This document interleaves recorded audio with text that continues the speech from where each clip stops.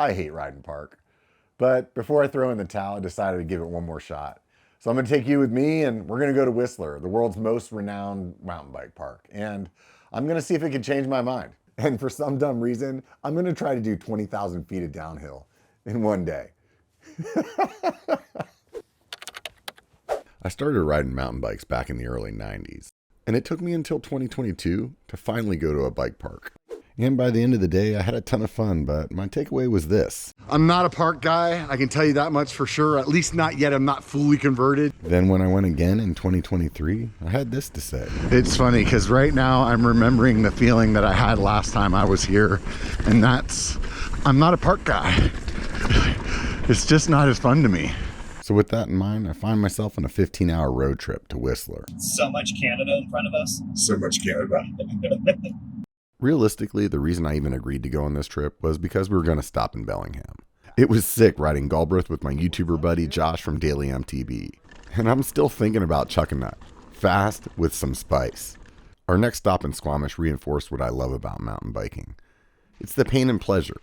A big climb that you'll bitch about while doing, but get the feels when you complete. How do you feel about them making us do the wrong climb? Not good. The sense of accomplishment of doing something hard. Not a biker ride without a hike bike. Not to mention the adventure of being out in the middle of nowhere with nobody around. Follow that up with some incredibly fun downhill sections, and it makes memories. Oh my God. I've got full videos of Squamish and Bellingham already posted on the channel, and if you want to see more videos like that, hit subscribe. Don't get me wrong, park is fun, but you basically only talk to your friends on the lift, at lunch, or the end of the day beers. And sometimes you find yourself riding the lift solo. I really kind of like a bad idea, so I am having fun, as bad as it feels. Navigationally speaking, the toughest decision is left or right. It's not the same consequence as I'm on top of this mountain, and if I go the wrong way, I'm not going home today. It's funny because those are the same reasons that going to a bike park is fun. I've been told that Whistler isn't just jump lines and perfectly sculpted berms. For a guy that prefers tech over flow, and, to be honest, isn't really good at jumping, I was curious to see if I was just getting sold something that wasn't true. Secretly, the idea of perfectly built jumps with amazing dirt and low consequence progression had me anticipating actually getting better at jumping. Maybe even enjoying it. So at this point, I think you have a pretty good gist on why I think I'm not a park guy. At the end of the day, I just really enjoy the adventure of mountain biking and that sense of accomplishment that you get. And like I said, it's super fun riding park, and the camaraderie that you have with your friends, it's different, but it's still a good time. Don't get me wrong. Yeah, that's more like it. Fun, huh? Yeah, I like that.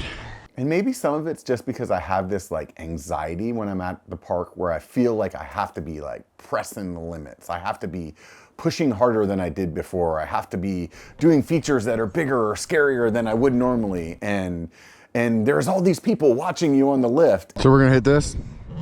No. I find myself getting ready to drop into the first run in Whistler, and I'm just really nervous. How about you? Excited. Right on. Yeah. I'm like low-key nervous and excited. I've heard so much about how good Whistler is, but also how hard it is, how a Whistler blue is a normal black.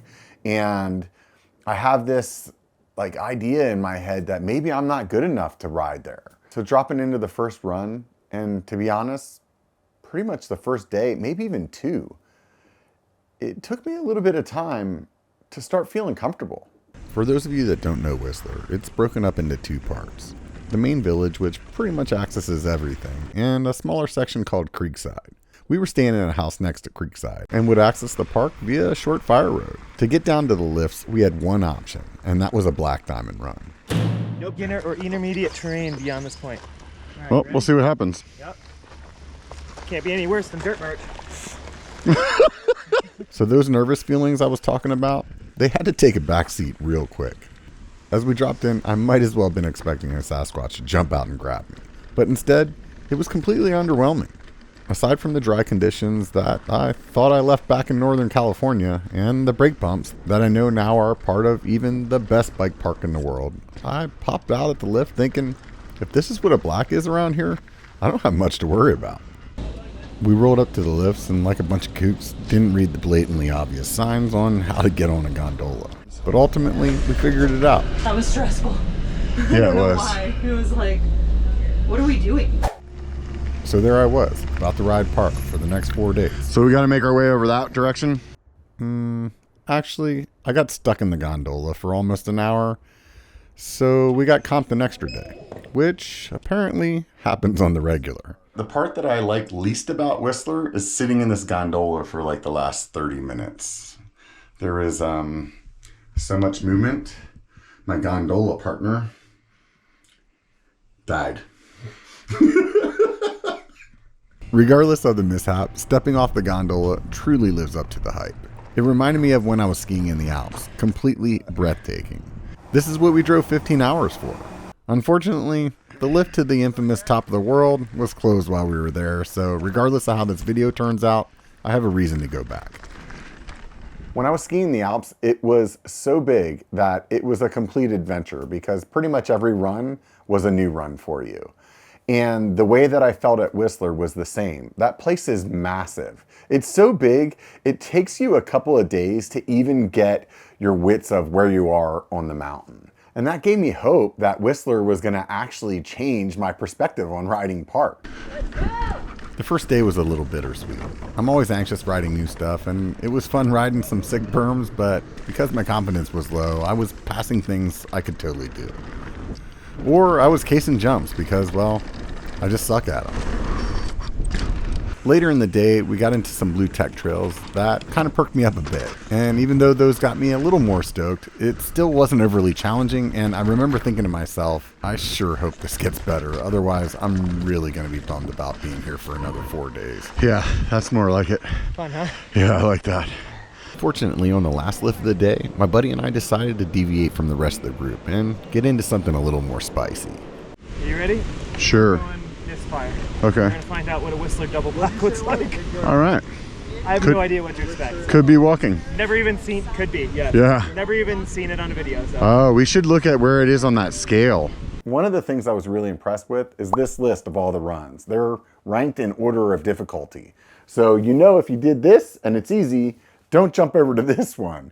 But you know if you did this one, you can do probably the one right next to it and not be in over your head. Oh, it's in It's the... like one of the first double blacks, so. Okay. All right, yeah, just gonna go for it. All right, as long as it's not one of the last double blacks. No lie, dropping in, I was nervous. But after the first bit, I was feeling a lot better. Although I knew it was likely that things were going to get a little more spicy, I started feeling more confident. As things were heating up, the voice in the back of my head was still siding with caution. I mean, come on, it's a Whistler double black. What's up? So far, so good. Yeah, I'm feeling like less intimidated. If that's going to be the extent of it, which I doubt, I feel like we're just getting, yeah, look at that.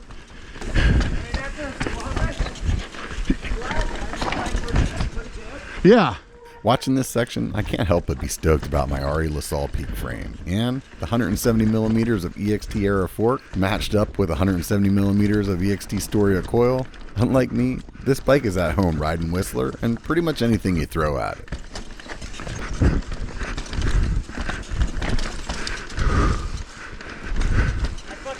Ah! Now you screwed me up. I've seen my buddy ride some pretty gnarly stuff, and when I saw him stopped on this section, I was surprised. It seemed that we were both going through the same mental demons. From up there? Might as well.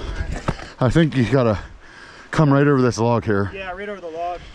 I like slid on the wood, slid on the wet rock. Even though he didn't say it, it felt good to know that I wasn't the only one feeling that way. It's good to recognize these moments and take the time to get your head in the right space. Then, send it. All in.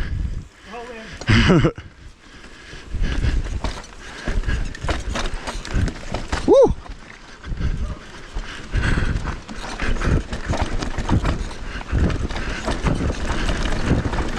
Woo! And as we made our way down the hill, there were some spots that mentally hung me up.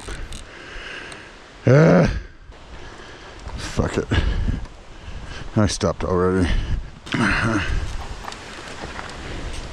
Then there were others that I just needed to see first.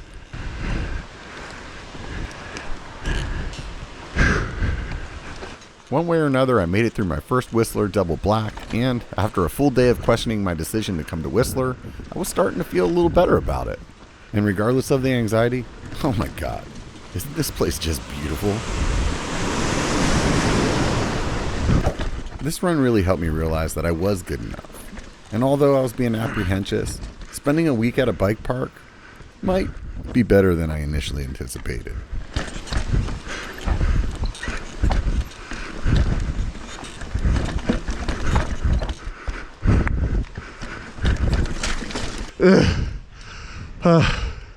Just constant Yeah. check. It's awesome though. Whew, that's intense. Yeah, this is a sick trail.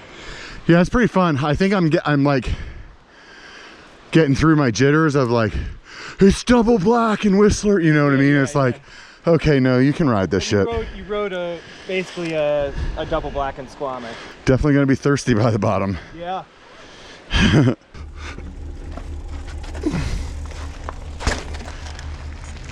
Although we spent an hour in a stuck gondola, we started the second day picking up a free day of riding. There you go, extra day. So our plans of having a rest day, hanging out, eating food, and drinking beers aren't going to happen. So we start day 2 getting right back into the tech.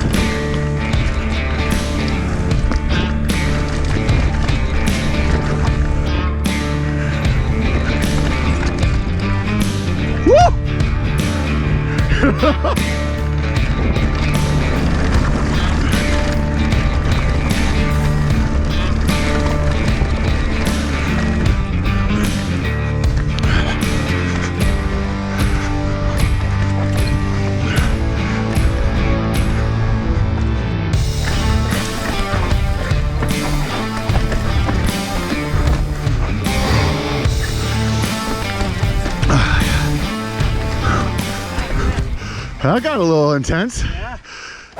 So apparently on day 2, we haven't totally worked out the lifts just yet. I don't know why you guys thought that was so hard. But as the day goes on, we definitely get our fair share of practice. Skedaddle. Down the hill, stop and get humbled by a feature we've all seen on YouTube. Wow. Watch somebody with much bigger balls hit it.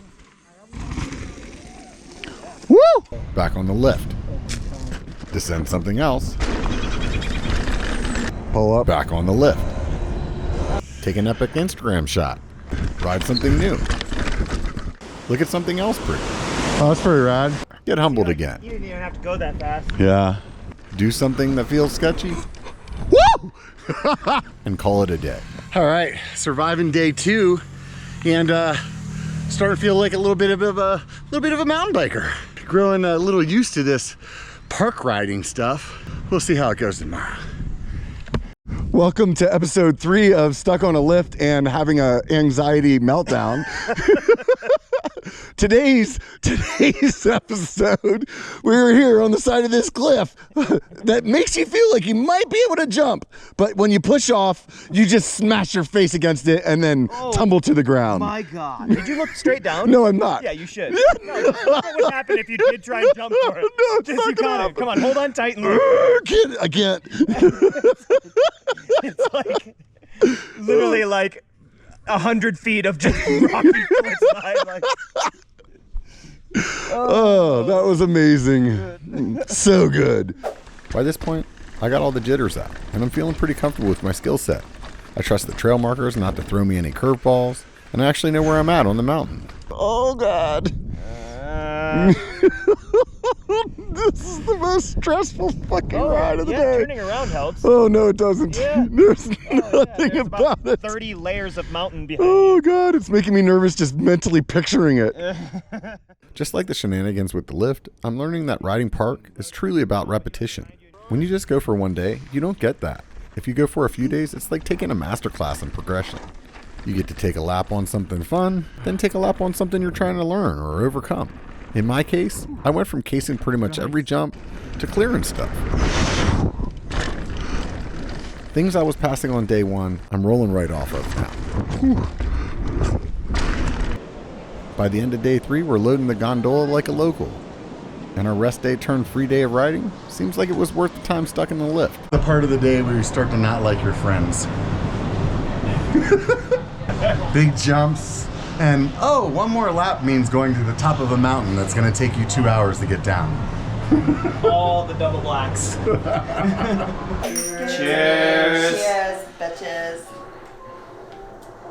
Of course, it couldn't be a Whistler trip without a little bit of debauchery. Then come morning, things were definitely moving a little bit slow for day 4. Just like our bodies, the bikes were definitely needing a bit of attention. We hit the ground running and got right into the tech riding, but it didn't take long for me to realize my body just needed me to take it easy. Although we were 4 days into Whistler, we were 7 days of straight riding into the road trip. I decided to take a run down some of the green trails, well, for science, and I'm not ashamed to say, they were fun too. Doing this one for science. Step it up to the green tech. I feel like I might be good enough now. You think you got the berms down? Yeah, really Push your limits? so yeah, now I'm ready to follow that progression table. It was nice not having the stress of the stuff we'd been riding, and hitting the greens with speed reminded me of trail riding at home. I even had some stuff sneak up on me.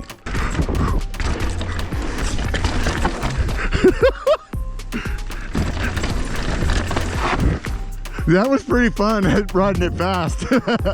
Even though it was an easy day, I still put 20 miles of downhill in. And the day before, I was just shy of 17,000 feet of DH.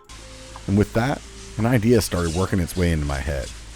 It's one of those days where I'm not going to get going until noon, probably. Till what? Till like noon. Yeah. All right, well, see you later, bitch. Yeah, I'll call you in a bit.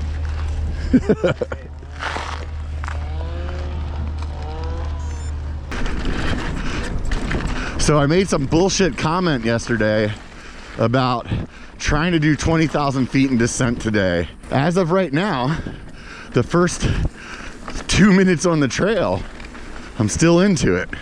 So we'll have to see how I feel an hour or two from now. Right now, body's feeling good. I didn't ride super hard yesterday, so I'm not too beat up. And but I am also 9 days in, and there's that. I just want to ride bikes all day, have a good time. Last day in Whistler. My hands are really the thing that's really been struggling the most here. Definitely been putting some work into building a shitload of new calluses that I didn't have before. Legs and stuff like that, you know, body-wise, obviously. Definitely been, you know, putting some heat on that I don't normally, but to be honest, I typically ride 5 to 6 days a week anyway, so it's not too much of a stretch to do what I've been doing. It's just I'm not having any of those easy gravel days, road rides. Instead, it's all day in and day out of freaking brake bumps. So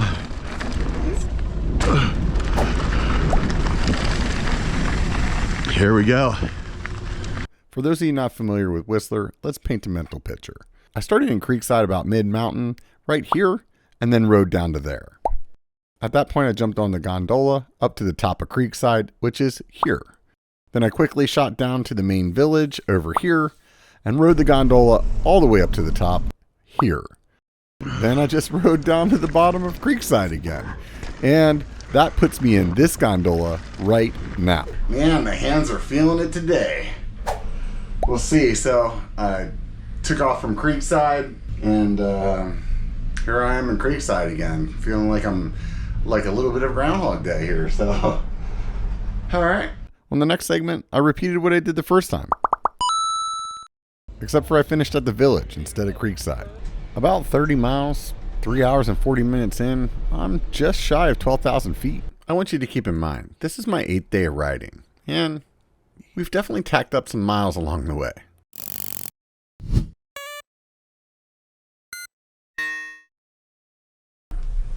I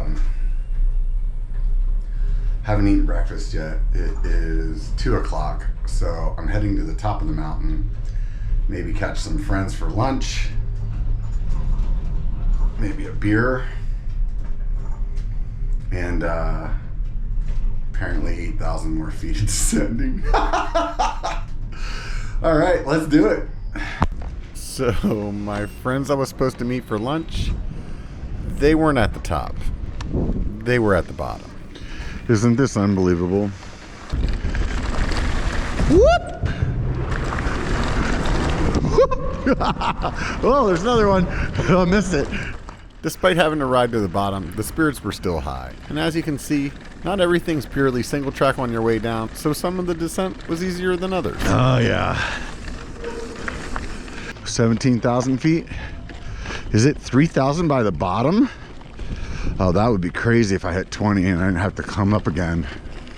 Woohoo! All right, a little more music, a little more pain.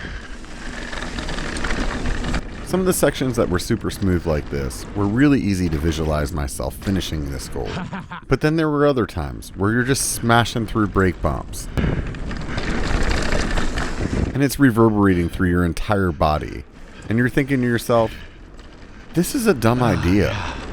I got this like route that I feel like's pretty smooth, because by the end of the lap, I'm freaking feeling it. So I've made some, like in the beginning I was riding more blacks and stuff, and I think it's kind of a catch-22 with the blacks, because it's like, at least the black tech, you feel like you're working yourself so much more, but it's also steeper, so you're dropping the feet quicker. At this point, my body's really starting to hurt, and I start to question, is this something I really need to do? I mean, it's not like I have to put this in the video, and nobody will know I even tried. Back is starting to get work though. You know it when you're about halfway down the hill. 19,025 feet in. That look right there, I just missed 20,000 by 75 feet, and now I'm sitting on the lift again. And I'm just going to the top. And that means I'm gonna be 4,000, so I'll be 23,000 feet when I'm done. My hands, not stoked with this decision, but I really kind of like a bad idea, so I am having fun. As bad as it feels, I am enjoying the suck. So 50 miles in, and that's probably half downhill, so 25 miles of DH and 19,000 feet of descent, and I'm feeling pretty stoked. I got that last lap freaking like stoke right now, so let's get up here and freaking wrap this up beer 30. I'm looking forward to it. On one of my lift rides, I was talking to some dude about what I was doing, and he casually mentioned to me, you should just Everest. And knowing when I finish this lap, I'm going to be at 23,000 feet, and it starts working its way into my head. Maybe 2 more gondola rides, and I can actually do it. Man, that guy with his freaking Everest talk is just like in my head. Why did he have to say that? Just like fixated on it now. Like, how do I feel at the end of this? How many feet am I at? It's right about now that I needed to have a come to Jesus moment. The calluses in the hands are definitely feeling it for sure. The knees, not so stoked. But the personal achievement of doing this feels good. And that's one of those things that I love about mountain biking. You ride your own ride. And hey, I might not be the fastest guy on this mountain. I may not be doing the most tech. I may not be whipping the big jumps. Whatever it is, it doesn't even freaking matter. And it shouldn't matter to you either. Come out, do something that's hard for you, and it'll make you feel good. And that's what I'm doing right now. As I come down this last descent, I'm not only wrapping up this challenge, but also my first trip to Canada. The thought of going home, seeing my wife, and sleeping in my own bed is delectable. But at the same time, this was a vacation. Granted, I wasn't on a tropical beach somewhere, but this place is just as beautiful. It definitely wasn't a relaxing vacation, but one that was jam-packed with some of the best riding I've done in my life. And of course, some of the laughs and jokes that come with every trip that you do with people you enjoy. Losing your wallet? No. After 5 days, I was cleaning jumps that I was casing the hell out of on day one. I also had a whole new appreciation for brake bumps. But did it change me? No. I'm still not a park guy. However, let's just say I started eyeing up a new DH bike for that next Whistler trip when I Everest downhill in one day. Well, that's a wrap. Definitely exceeded my expectations, and I am beat and ready for some beers. But I want you guys to remember one thing. It only takes a bike to be a biker. Get out and be one.